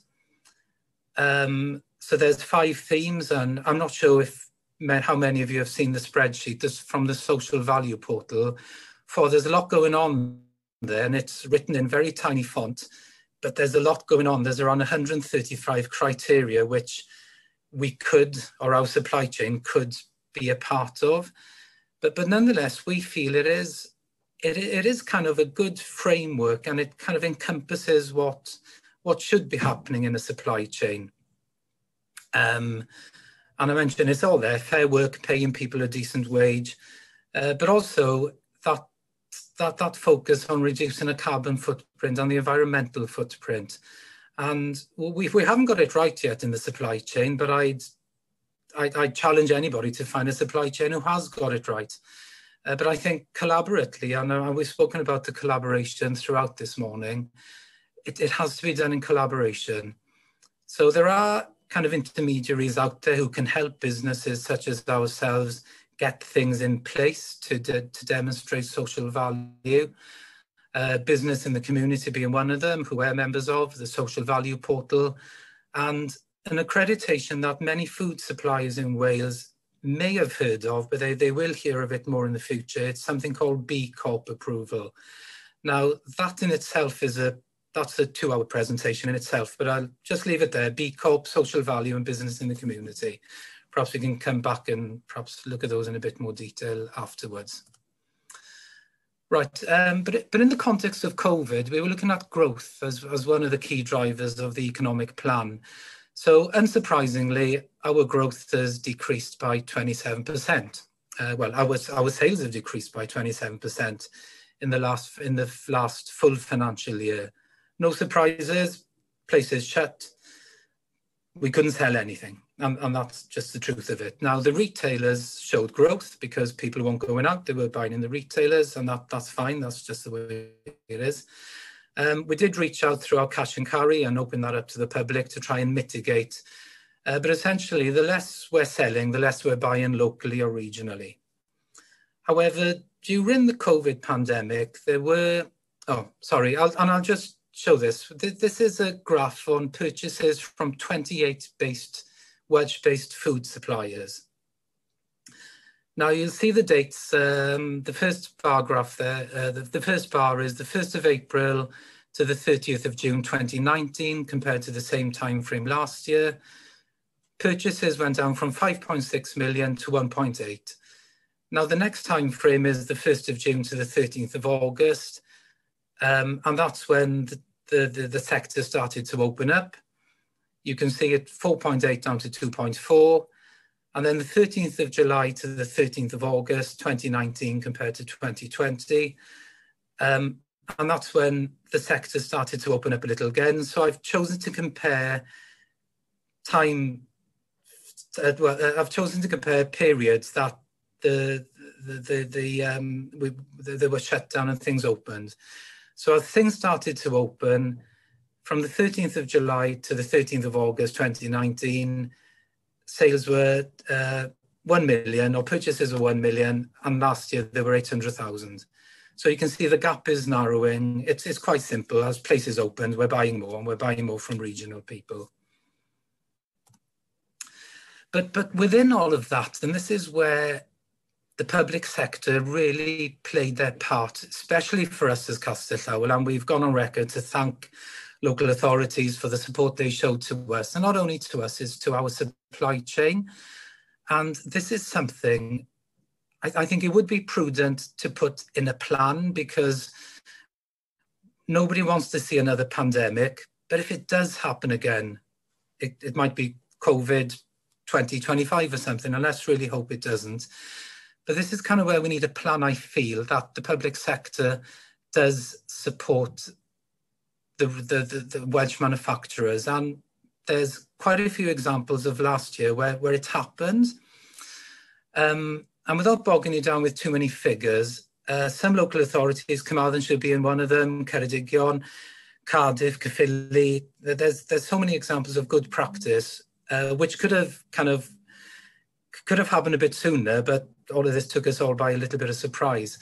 You can see here, well, let's just focus on supplier A.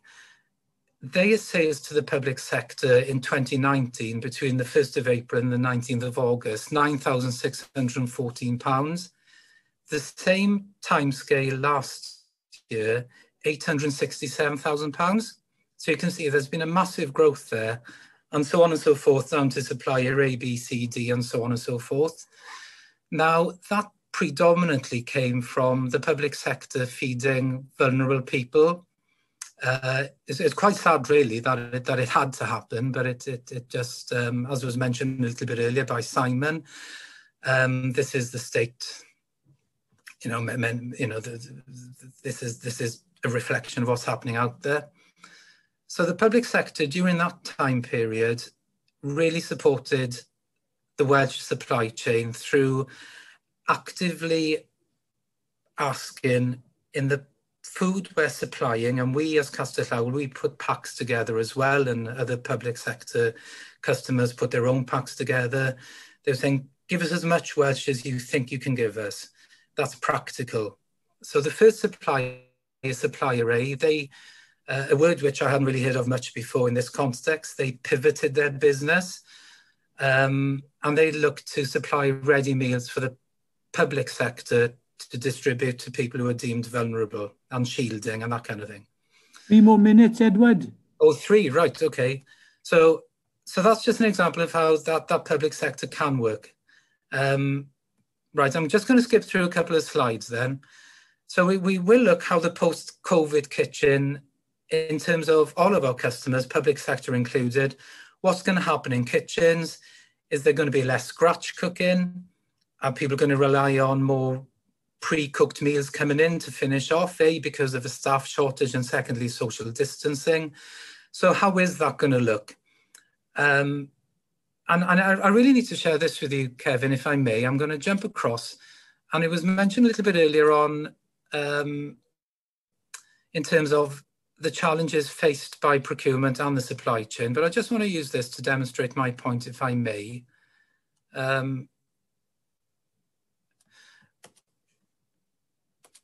Right, can you all see the graph there? Can you see that, Kevin? Yes. Yeah, right, okay. Right, it was mentioned a little bit earlier, farmers, rightly so, they want to see their produce on the menu in the local school, the hospital, and so on and so forth.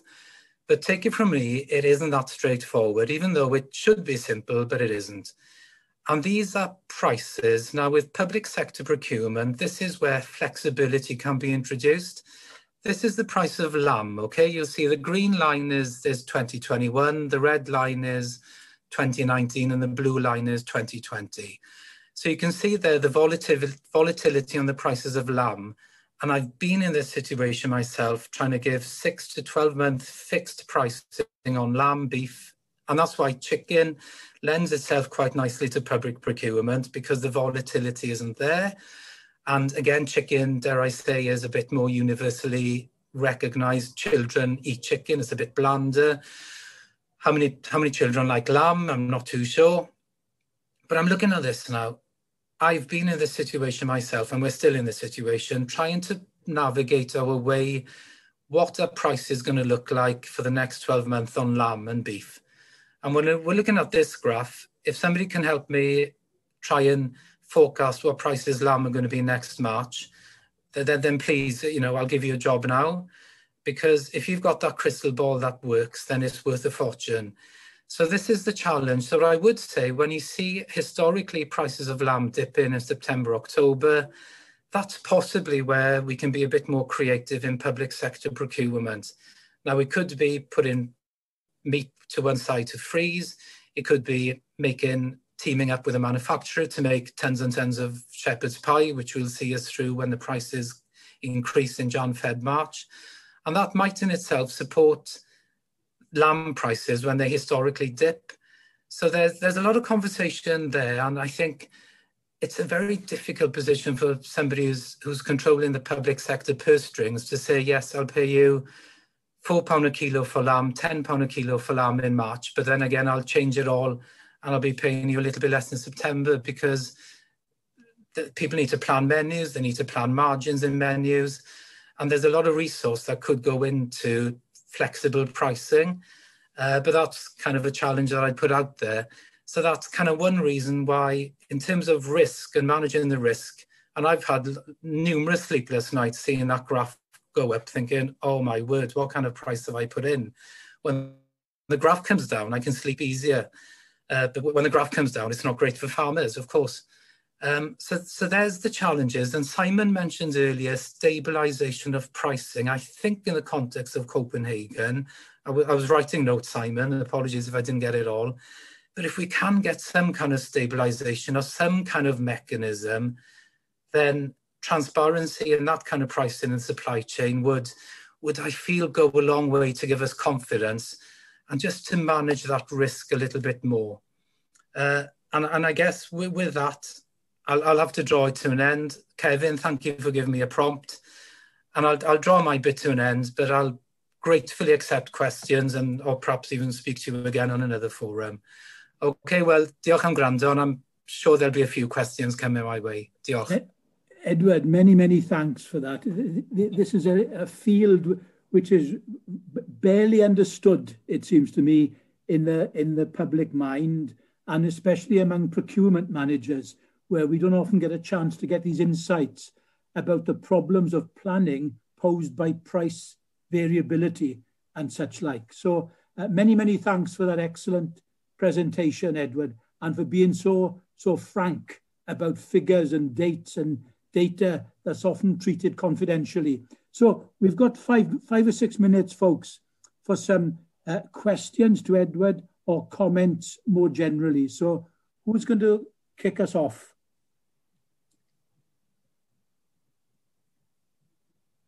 I hope somebody's going to kick us off. Or I'll have to ask somebody. I'll go. Simon, please.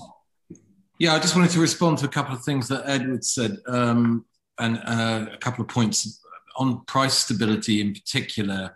I think we need to look at some good examples that are out there in Europe in particular, where you see quite large-scale cooperatives that have been built, that not only, cooperate in supply, but they also have a stake in the wholesale and retail outcomes as well. So they retain a lot more value and are able to have a lot more price stability. There's a good example in Bavaria, for instance, where that operates, and they have guaranteed prices within their cooperative. I think also one of the things Edward was talking about, we need more flexibility on the public plate. So one thing we haven't really talked about is redesigning the public plate and what that would mean. It needs to be more seasonal. It needs to have better trained people with better jobs making the food. We need to value them much more. That's something that happened in the Copenhagen project. We always assume that better quality is going to cost more. Actually, some of our research showed that it's not that much more expensive to buy organic than it is to vegetables than to supply the public plate in Carmarthenshire, for instance. But the real issue is that you have got seasonal variations. So we have to build that in as well. So, yeah, I just wanted to make that couple of points that Edward raised. Thanks, Simon. Rhys, do you fancy asking a question about what you mentioned earlier? Yeah, go on, Kev. I knew you'd pick on me somewhere. I knew joining was a bad idea. Hi, everyone. For those who don't know me, my name's Rhys James. I'm the lead on food for the WLGA food procurement. So we're looking after now. The old MPS has moved aside. Caerphilly put their hand in. We've always had a long history of doing food anyway. When the MPS was created, we stepped out of it and said, no, we'll do our own. And we've been, over the past year, trying to manage everything with COVID and trying to progress things with the new food contracts that we're looking after. It's been a bit of an eventful year. Not where we wanted to go with food, really. And that's meaning that we're looking to extend our contracts now to give us time to put in place different things around all of the issues that you're talking about today. And it's a fantastic year. All the issues today are being talked about in this forum, but they've been discussed across wider forums I've been part of as well. And so it is being recognised that there is a need to change and there's a need to do things differently. The question I raised earlier was around the food in schools regulations, which are quite restrictive at the moment. And there is a view from Welsh Gov that they're reviewing them soon. So I know that hopefully they can make a bit of change. But as procurement officers, we're bound, obviously public sector, our catering managers are our clients. So we're bound by what they want to buy. They need to buy whatever is required to fit their menu. Their menu is governed by the food in school regulations, which is quite prescriptive in what the children have got to have in a menu cycle. So there's usually a 3-week cycle for most of the caterers. That's what I was working on in Caerphilly. And within that, they've got to hit all of the targets for the 16, 17 nutritional elements that are in there. So they've got to cover off all the zinc element. They've got to cover off all of the different things. So because of that, what they ask us to purchase is quite restricted, and it doesn't change. And seeing what Edward just put up there about the seasonality of things, and that was mentioned in my sort of comment earlier, we can't at the moment change fast enough to put things in place for seasonality and things like that. We've got pricing, saying about pricing. I know the MPS contracts were yearly pricing, which is crazy. The Caerphilly direct contracts we've had in place for the past 4 years, it depends what contract it is as to what's appropriate for pricing. So our fruit and veg contract changes monthly. Some of our other contracts are 6 monthly, some are yearly. Some of the things like the staples, pastas, and the long-term things, you can sort of get a price for them for the year and hold them. That's quite comfortable. But other things definitely need to be changed so that they're more flexible, and that's what we'll be looking at doing with our new contract. Anything else? I'm trying to think whether there's anything else. There's lots of things. Collaboration is the main thing. We need. I've been to. This is my 450th collaborative meeting I've been to about talking about food, and we're all discussing the same things, and nobody seems to be going forward with it. So I'm looking to put together a bit of a food group for the public sector. We've been in discussions with NHS, and Gwyneth mentioned that the NHS trusts down that way. We've had discussions with the guys there about collaborating more, and that's been a positive, most definitely. But the public sector needs to collaborate, and we need to drive things forward now, I think. And I think we just need to crack on. Well, Rhys, that's a very, very good point on which to conclude, really, because a number of speakers have mentioned the importance of coordination and planning, and the importance of those things are quite simple. Everything connects in the food system, and therefore, the regulations that are set for what kind of food groups need to be used in schools shapes the way in which procurement managers are constrained or enabled to do new things, whether they're fostered innovation or whether they frustrate innovation. And therefore that runs right through the food system, from demand back through to supply. And as Simon Wright said earlier, when we had discussions with Copenhagen, they stressed the importance of really using demand to send signals to the food system and to drive change. And when producers and farmers know that there's an assured market for their products, that's when they'll start investing and changing their ways. But shaping markets is one of the real powers that public procurement could have. It's not big enough on its own, as we've heard, but it does have some potential to begin to shape markets and to change the way we view and value things in the food system. So on that note, folks, I'd like to thank everybody for finding time to join our Wizard seminar today. And above all, I'd like to thank our speakers, because we've had really authentic speakers from right across the food chain, and we're grateful to all of you. So many, many thanks for joining us, and I hope you've enjoyed it as much as me. Bye-bye for now.